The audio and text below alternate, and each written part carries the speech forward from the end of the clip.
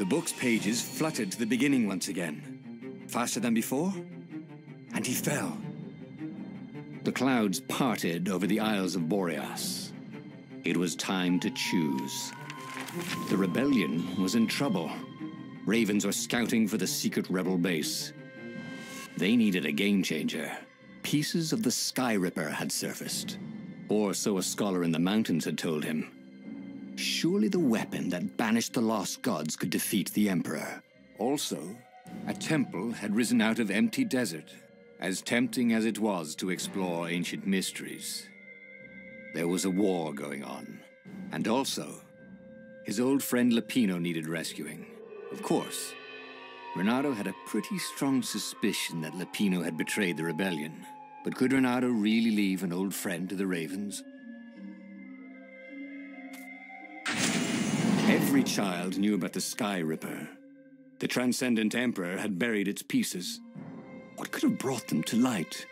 This Emperor, Isengrim III, had once been kind, but he'd gone mad. And now he was conducting secret, obscene rituals to bring back the lost gods. Had he, somehow, summoned the long-lost components of the legendary weapon out of the deep places of the earth? It was more than Reynardo could fathom. But if he could find a legendary weapon, he would use it.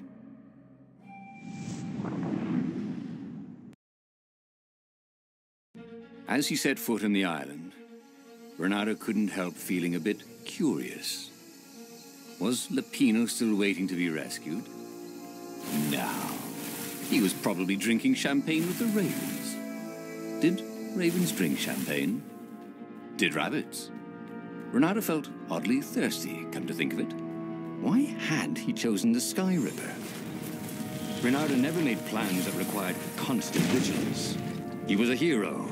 He didn't think too much. He just went with his gut and hoped it all worked out. The Sky Ripper was a long shot. He'd have to devote himself to it. No side journeys, no rescuing old friends. That was against his nature. Could he stick with it?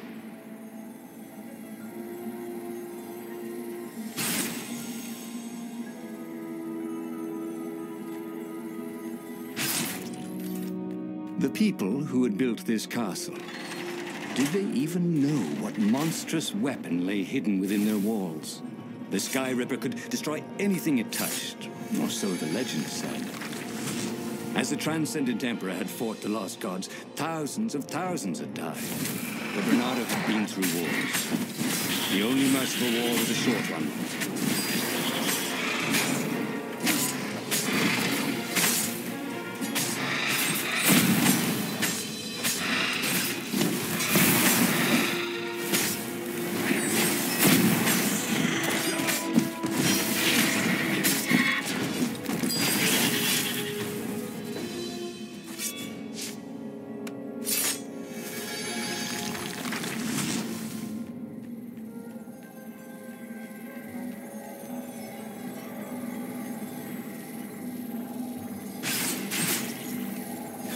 These things could really use a hand.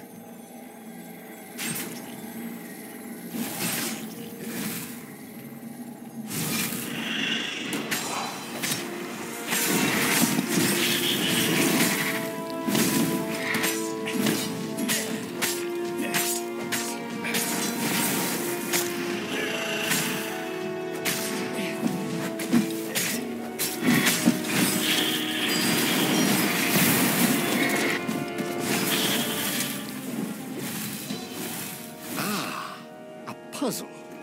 Reynardo loved puzzles. Except when he couldn't figure them out. On the other hand, if there was a puzzle, it was probably meant to keep people away from something good.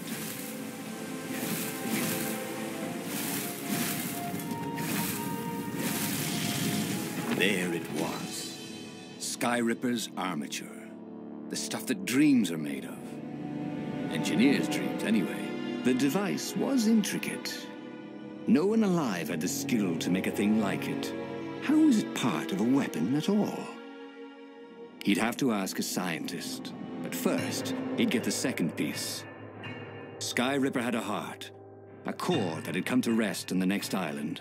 Well, there was another island he could reach. Zenobia had just invaded it with her father's Raven battalions.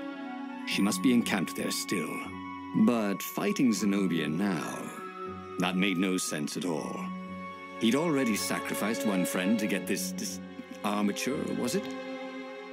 He didn't need to hurry to face her. She would find him.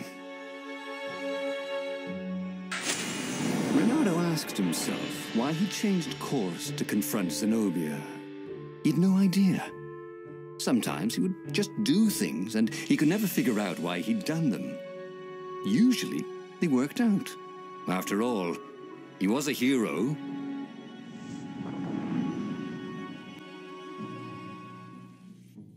The truth is, though, he wanted to see her, wasn't it? It had been a dozen years since Swordfu School. He'd followed every rumor about her, every scrap of news. Not that he still loved her. After all, she was his enemy. No, it was solely because, know your enemy. All right, maybe he should stop pretending. He knew exactly how she felt about him. But their love affair always ended with a tragic death. Unless, maybe he could find a way to dodge tragedy. Surely he could, couldn't he? Hey, I hear black is the new dead. Yeah.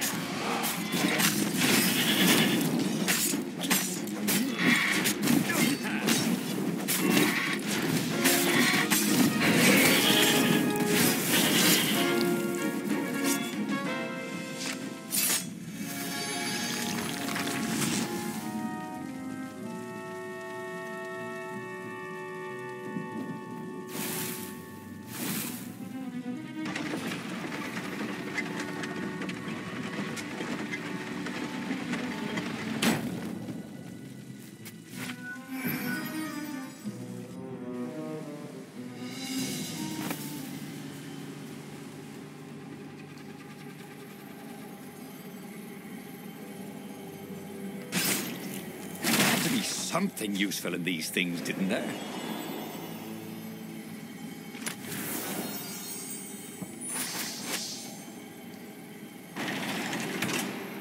Reynardo wasn't entirely sure how he was going to capture Zenobia.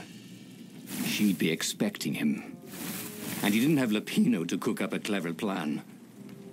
Why was it again that he hadn't got the core?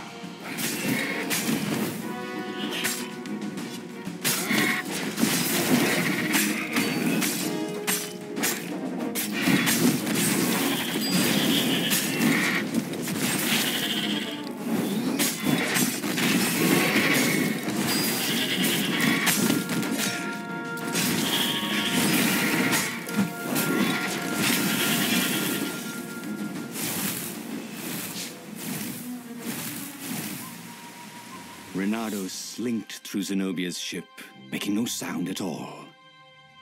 Where were her guards? Finally, he reached her bedroom. She was curled up on her bed. Oh, he'd forgotten how beautiful she was. How sleek, how soft. He tapped her on the shoulder with his sword. She vanished, and he suddenly noticed he couldn't move except his mouth. In fact, soon he couldn't keep his mouth shut. He told Zenobia everything. Skyripper, the rebellion plans, even where the secret rebel base was, until he was hoarse. It was some kind of truth spell. A talky truth spell. She called her father by Farspeaker Toad and filled His Majesty in. But why didn't he get the core? Croaked the Farspeaker in something like His Majesty's croak. Because I missed you, darling. Reynardo grinned. He doesn't even know why, frowned Zenobia. That makes no sense. It's a trap, shouted the Emperor. I'll meet you at the outpost, and I'll bring my interrogators. If Reynardo came face to face with the Emperor, maybe he could assassinate him. But maybe it would be smarter and safer to turn Zenobia against her father. You're lying, she said. Somehow you're lying. The spell hadn't worn off yet. He had to tell the truth. The trick was in making sure she wouldn't believe it. "The core is perfectly safe," he said, and he tried his hardest to sound sincere. "In fact, I almost went to get it myself." "Fine then, interrogators it is," she said angrily. "I gave you a chance." The Emperor's interrogators were not especially gentle, even by weasel standards. Fortunately, Zenobia had locked him in the guest quarters on her ship, and she'd forgotten it had a toilet that, like all skyship toilets, could be vented into the abyss. This was not the sort of slippery fox he wanted to be. But just as they were about to land, he threw the latch, wrinkled his nose, and leapt through the open latrine.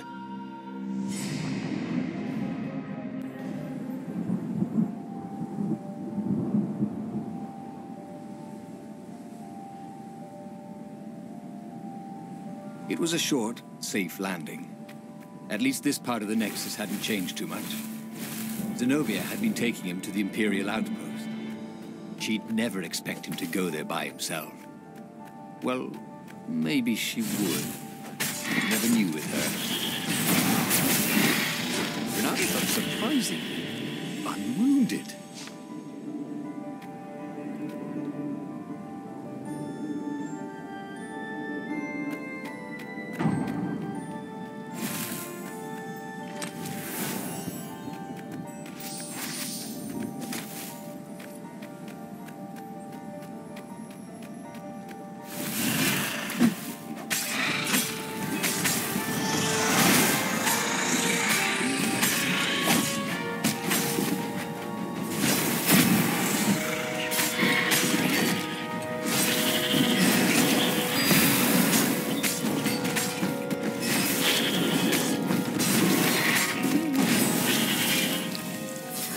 Reynardo knew Zenobia, and Zenobia knew him.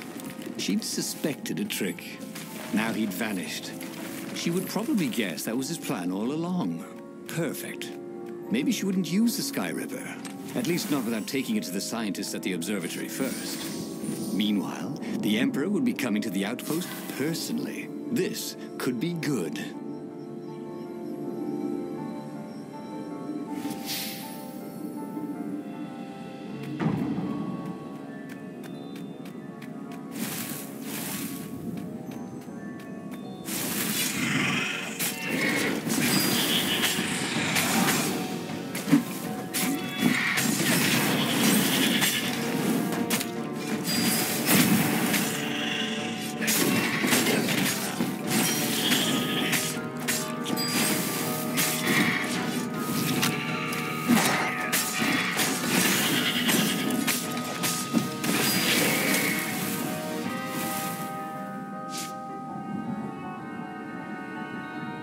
Reynardo was face to face with the Emperor's bodyguard.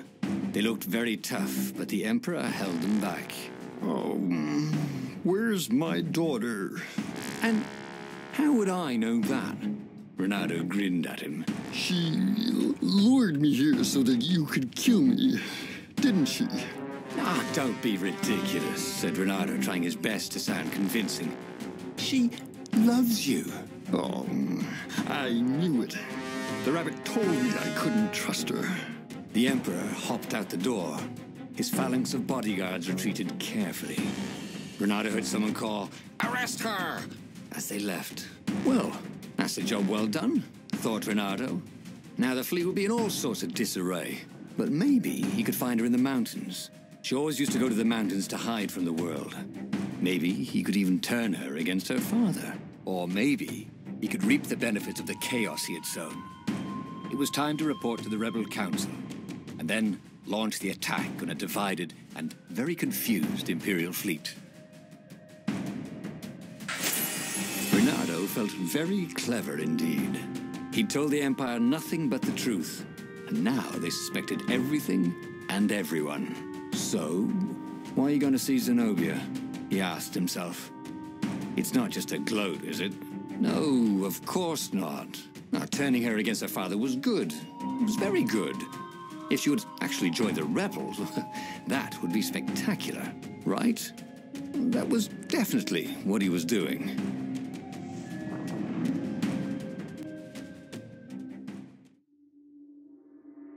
wondered if he should have just told her the truth about her father.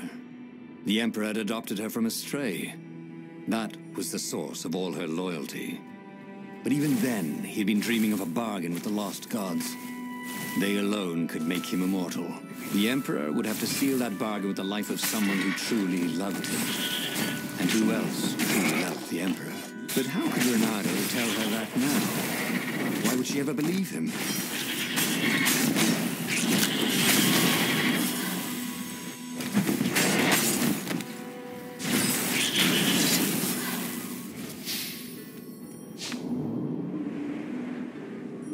Reynardo had always wanted a flying carpet. This was more like a flying tabletop, but it would do.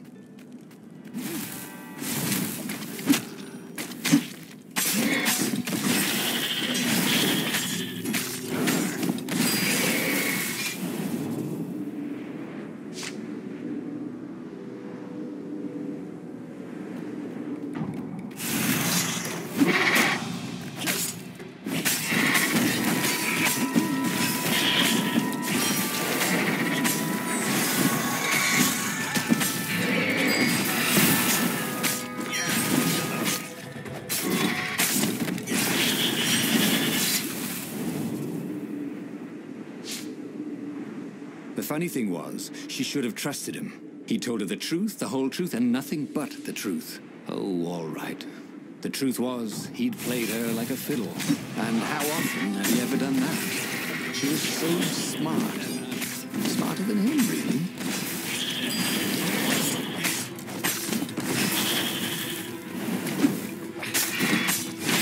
Barely landed a claw on him.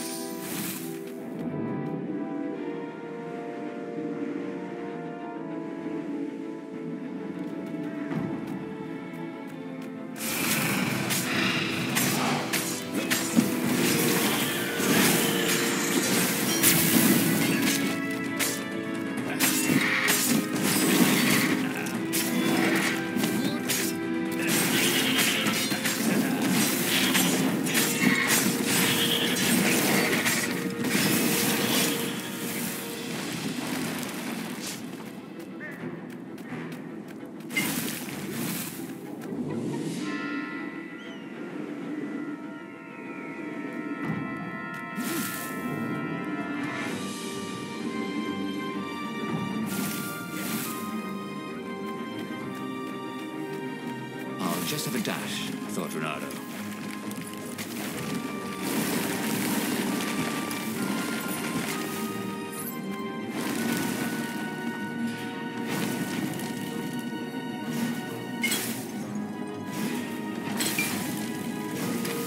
Reynardo had given away the location of the secret base. Fortunately, the Emperor thought it was all a trap. He even mistrusted his own daughter.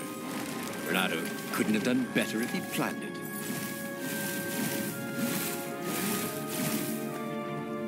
What have you done to me? Zenobia demanded. My own father thinks I'm a traitor. So? But I'm loyal. So what? You're a bastard, Reynardo, she said. Now, you love that about me. You really did want the core, didn't you? And the Iblis stone. Yep, he gloated. You get all that? She said to the far speaker toad he'd failed to spot. I am so relieved, my daughter, said the far speaker. And Zenobia got into her ship and flew off. Damn it. The old far speaker trick. How had he missed it? This was very bad. Zenobia back in her father's good graces, and both of them ready to use the core and the Iblis stone. He got back on the Farfarer. Briefly, Reynardo thought of fleeing. The odds were surely against him. Never tell me the odds, he told himself. Odds confused him. He preferred to trust his gut. And so he sailed on to attack the fleet. Alone, if necessary.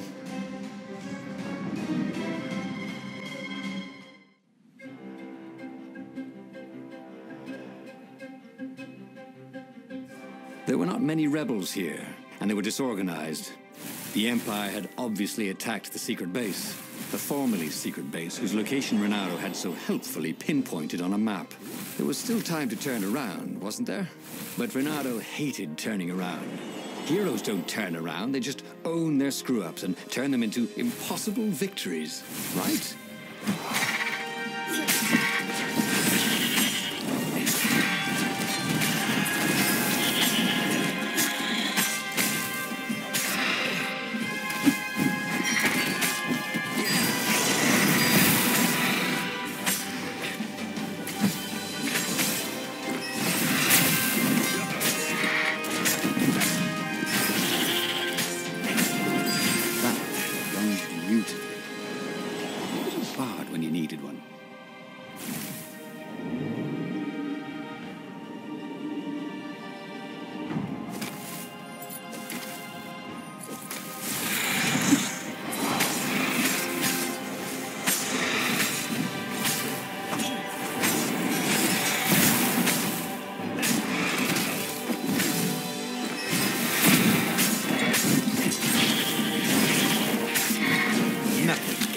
Pumping like a bit of killing.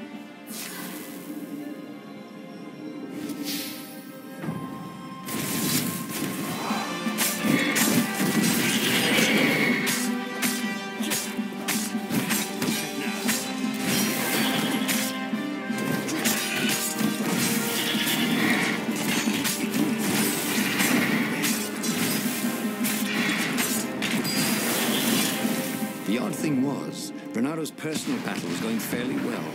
The Ravens immediately in front of him were no quicker or tougher than usual.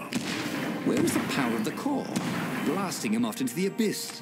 And where was Zenobia? She must be up to something. But whatever it wasn't his problem. Not yet, anyway. It was all going surprisingly well.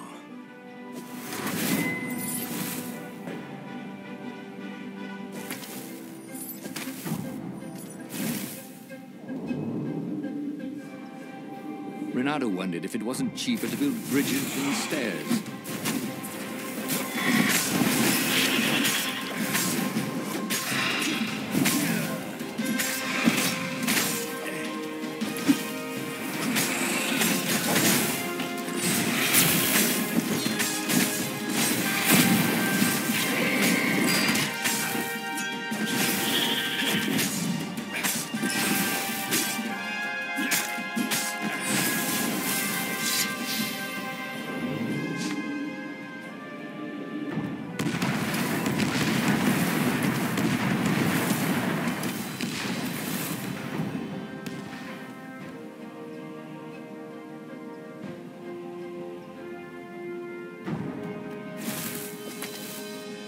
Soon he'd confront the Emperor.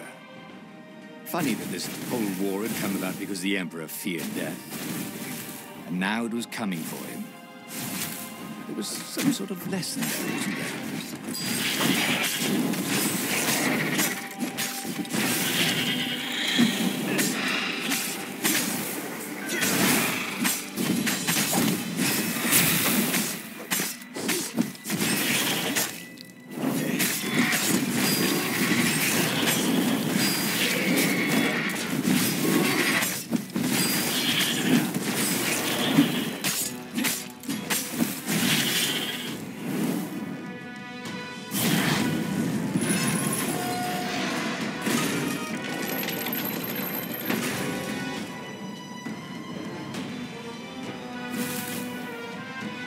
At last, he came to Zenobia and the Emperor.